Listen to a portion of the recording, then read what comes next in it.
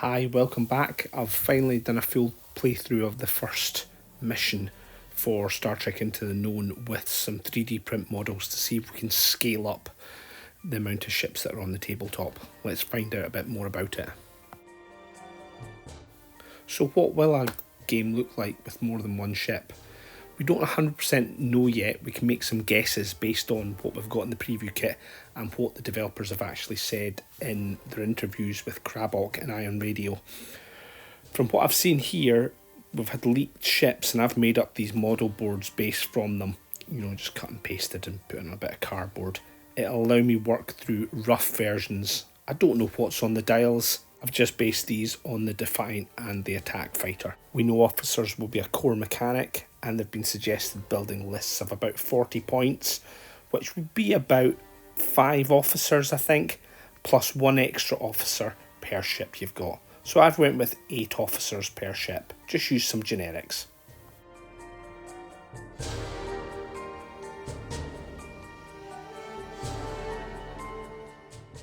So I've gone with a pretty standard setup for at Perdition's Gate. I've actually added an extra objective for each faction just for the overture, just to give us some more things to target with our ships. Here we've got Benjamin Sisko calling a warp to bring his ship into the system. All pretty standard. The Defiant and the Attack Fighter, I've just given them the same setup as you would in the introductory mission, as is listed in the guide, and that means the extra ships we've got have only got 2 officers each. I've given them a first officer or a Vorta diplomat, plus either the Jem'Hadar second, or the researcher, or the engineer, or the security officer, just as the extra officers on each of those, but you'll see them as they come up. So the Federation have warped in, and the Dominion now are reacting to that. They're just moving around the sector on impulse because they're actually already in the system.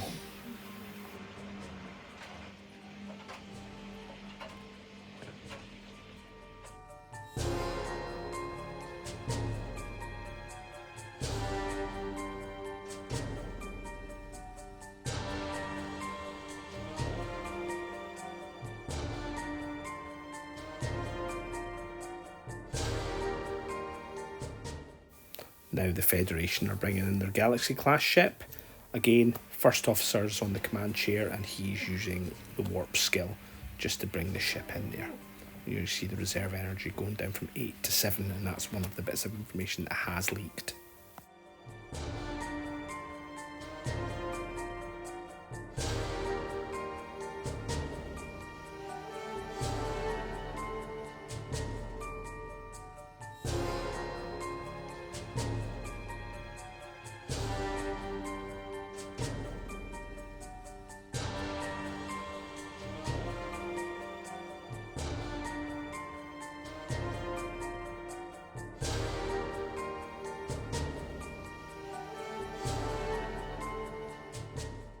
And now the battle cruiser is going to swing in as well, heading towards their objectives.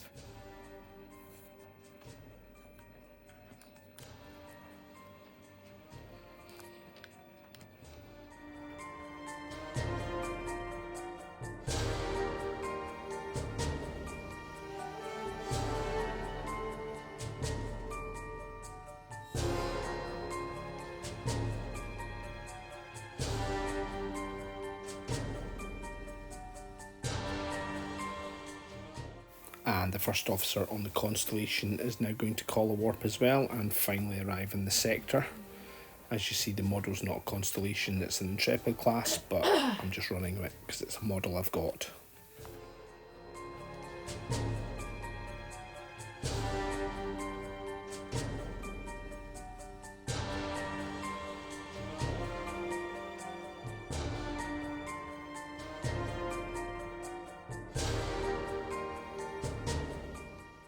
Finally, the Cardassian Galor's going to join the fray, just moving around on impulse as well.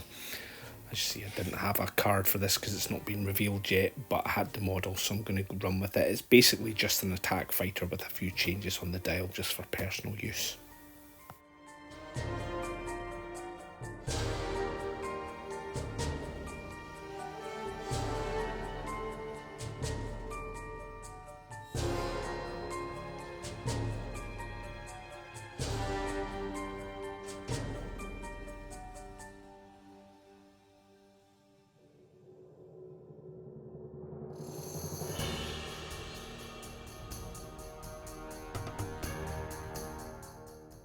So the first mission action is getting carried out by the Defiant, and our engineer is going to carry out a threat analysis.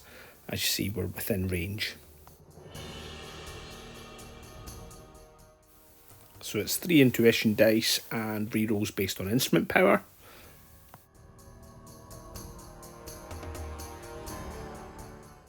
So that's 3 successes, which gives us a victory point, and the analysis result allows us to shift the influence tracker in favour of the Federation.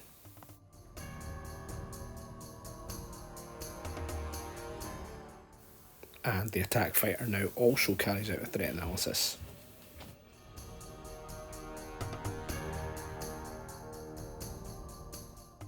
Again, 3 intuition dice, but we get 1 instrument power reroll this time.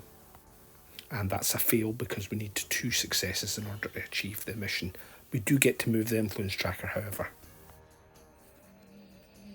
Our Constellation class now also carries out a threat analysis. 3 intuition dice. Unfortunately, it's a fail with that one, but we do have analysis results, which we can then spend one of those to move the influence tracker again. So influence is still now on the Federation side. It's now the battle cruiser's turn. Again, threat analysis to try and get this objective off the table for the Dominion. 3 intuition dice again. Cracking result there, but we do get to re-roll one of the dice through instrument powers, and we've got a breakthrough success. That gives us 1 victory point plus another victory point because we're within 4 inches of the objective.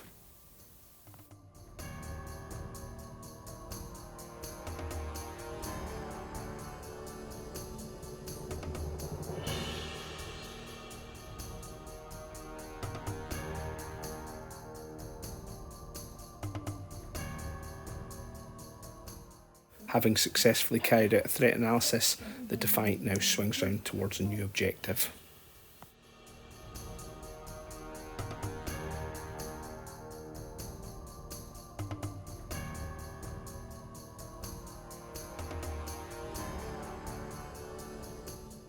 You'll have to excuse my big head getting in the shot here. Sorry about that, folks.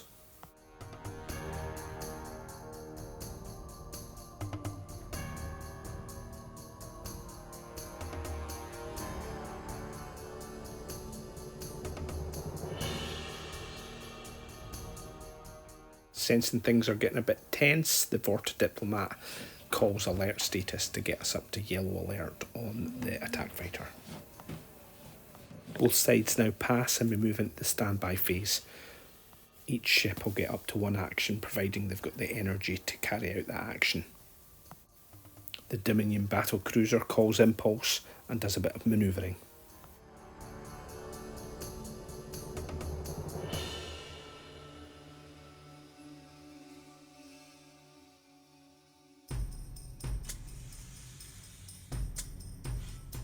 The Defiant calls a mission action, another threat analysis.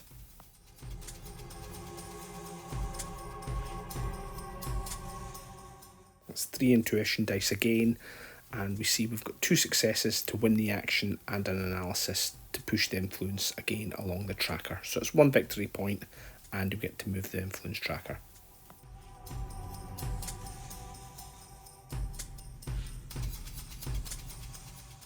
Cardassian Galor calls impulse and heads towards its next objective. Here you see me marking one of the ships so that we can actually move the Galor into position.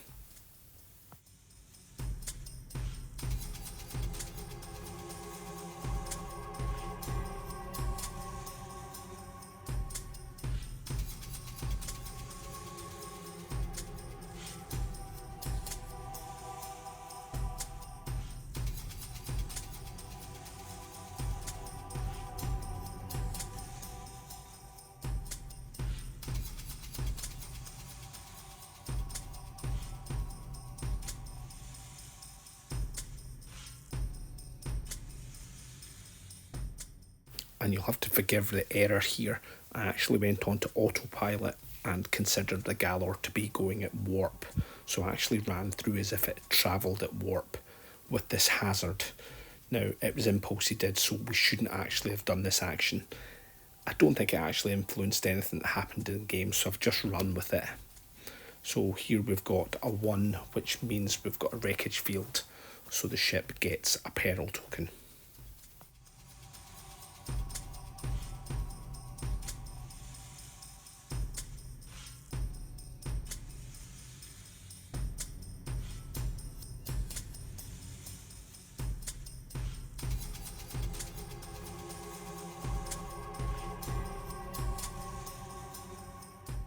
And now the Galaxy class is swinging round in preparation for us moving to the next phase of the mission.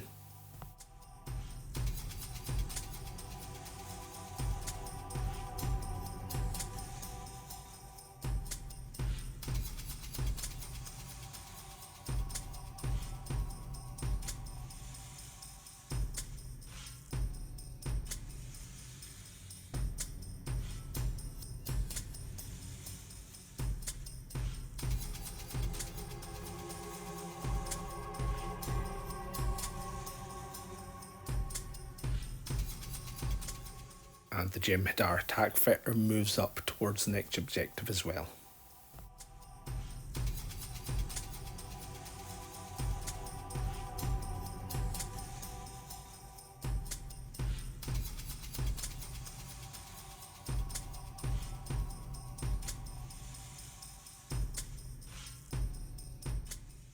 Constellation tries again to carry out a threat analysis. 3 intuition dice with 2 instrument power reroll. Unfortunately we fail again, but we do get that valuable analysis result to keep the influence tracker on the Federation side. Our Galaxy class is within range of a hazard. It's revealed to be frozen gas deposits, so that's a really good boon, and you get an advantage token. Lovely.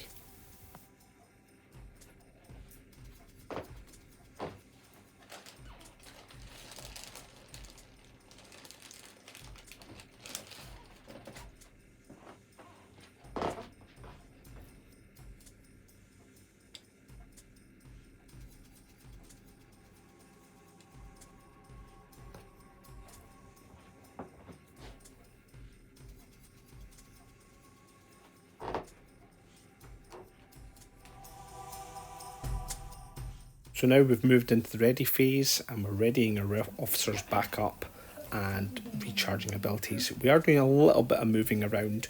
On the ships that only have 2 officers, we're actually moving any officer that was in the commands chair to the helm position because we're not needing to do any warp manoeuvres at the moment, whereas manoeuvring is quite important to these ships that have so few officers.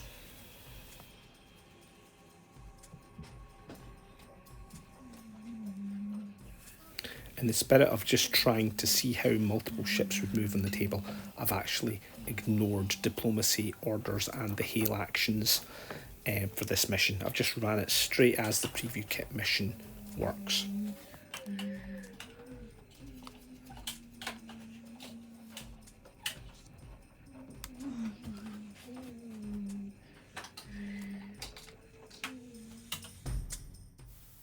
Round 2, and things are very close on victory points, but in terms of influence, it's definitely in the Federation's favour at the moment. It's the Dominion's turn for priority, so the attack fighter goes first, with the researcher carrying out a threat analysis. Made another mistake here, because the researcher actually gives you an instrument power higher than the current level, so I should have re-rolled 2 dice, but we'll class it as a fail and carry on. Dominion did, however, get to move the influence tracker. Now onto the Constellation, and again they carry out a threat analysis action. Again, 3 dice because they're within range. 2 re-rolls give us the successes we need, and that's another victory point for the Federation. The Federation have now secured all their objectives.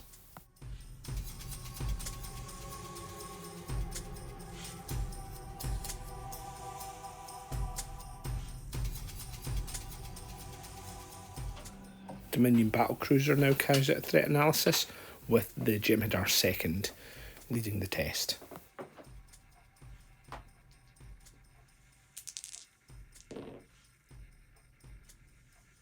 With the 1 reroll for instrument power, that gives us the 2 successes we need, one of which is a breakthrough success, so that's 2 victory points that come from that.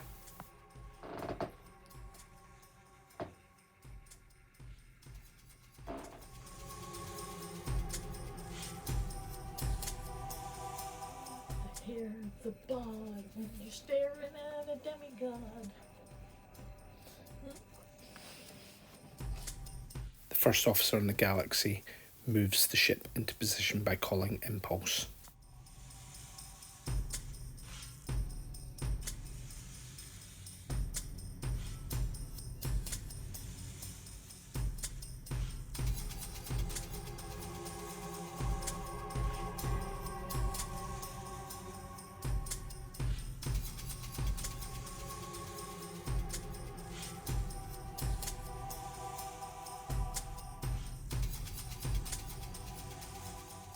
And it's the Cardassian Galar class turn to try and get the mission action to get the last objective for their side. That's a success with 2 successes. We get 1 reroll for our instrument power of 1, and that gives us an analysis result which allows us to move the influence tracker. It's not enough, however, to put it into Dominion side, so it's still in the Federation side.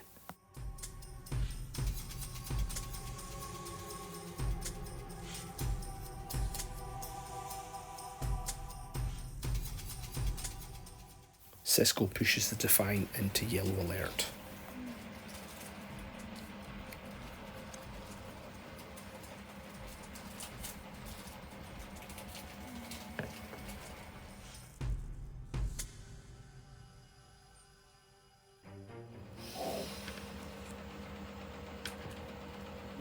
As all the objectives have been secured, it's now a case of the ships moving around, getting better positions as we're about to go into the next complication.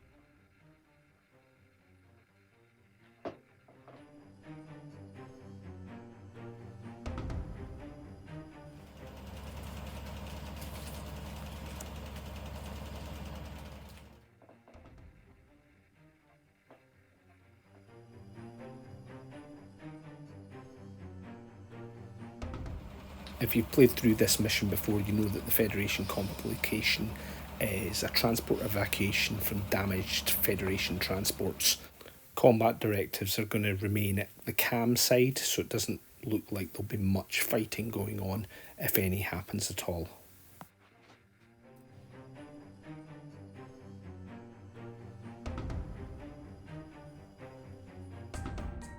The Jem'Hadar attack fighter uses its standby phase to get a bit of extra positioning in by calling a warp in system.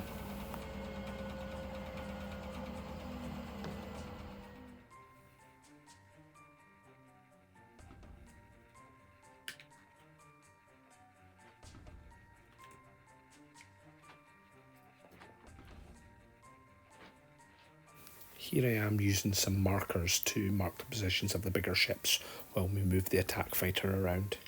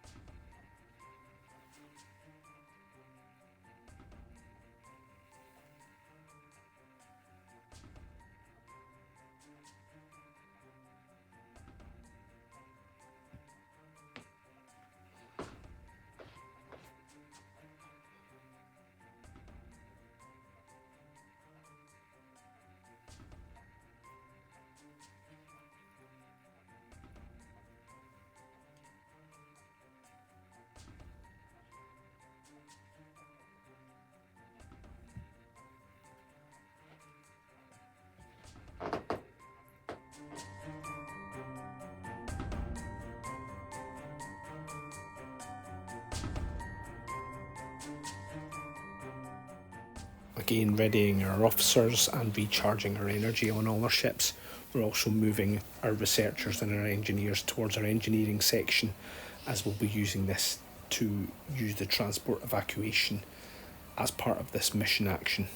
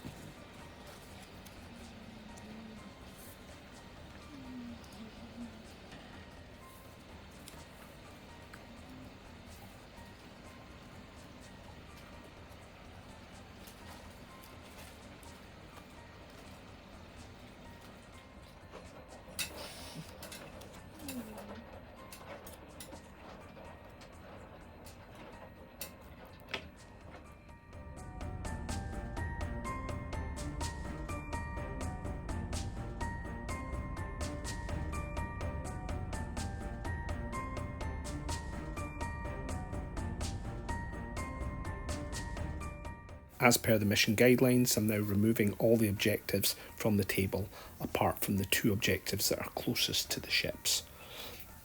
These 2 objectives will be the disabled freighters that will be the objectives for transporter evacuation in this complication.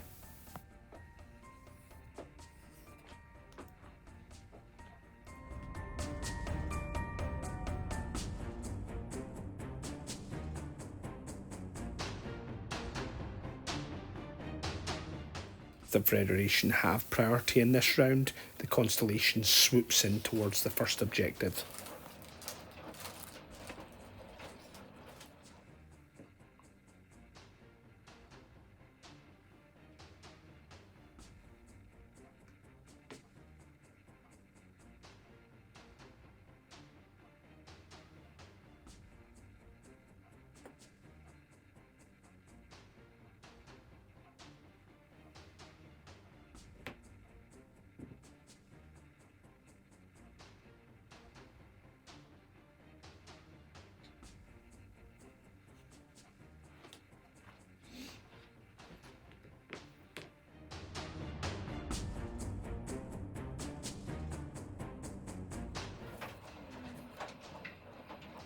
Finding itself out of position, the Cardassian Galor does a come-about manoeuvre.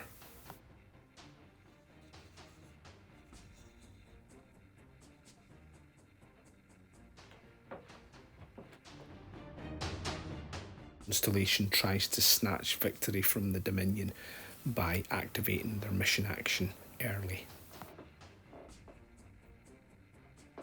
Engineer's expertise dice will come in handy here because there's 2 enemy ships within range of the objective, thus making the difficulty higher, and it's been a cracking result there, so they have succeeded. That's another Federation victory point and an advantage token for the Constellation on the analysis result.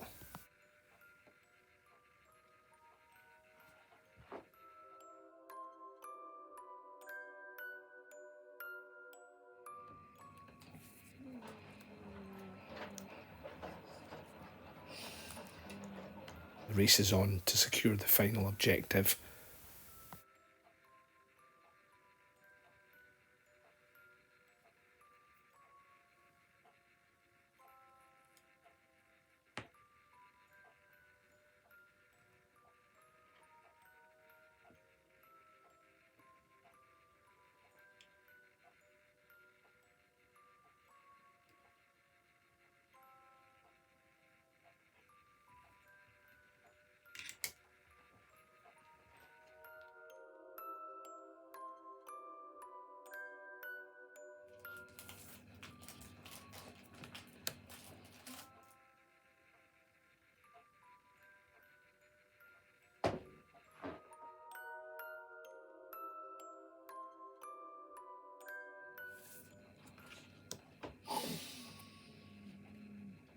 The Dominion are swooping in to swarm this objective. It's their final chance to try and snatch victory away from the Federation, which is distinctly in their favour at the moment.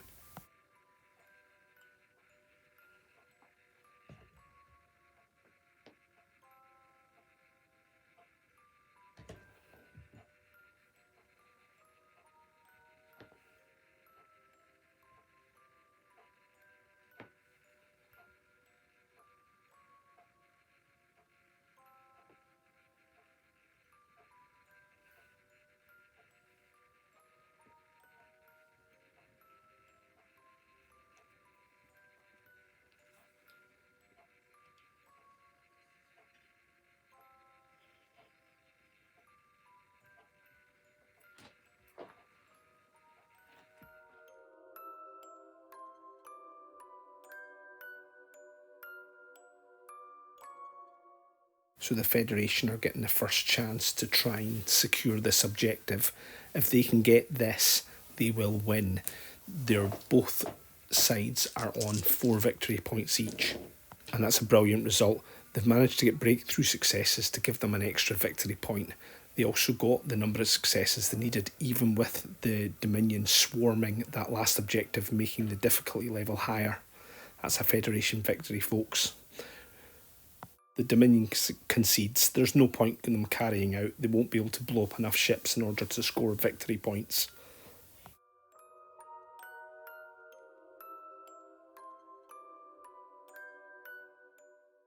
Now, bear in mind, the question was, does it play with multiple ships? Yes, it works. Really, really enjoyed that game. There wasn't as much combat as I thought, but there was other things to keep me interested and keep me played, and we were still moving and weaving around the board. I think this is a winner. Let's get behind this game. It's going to be great.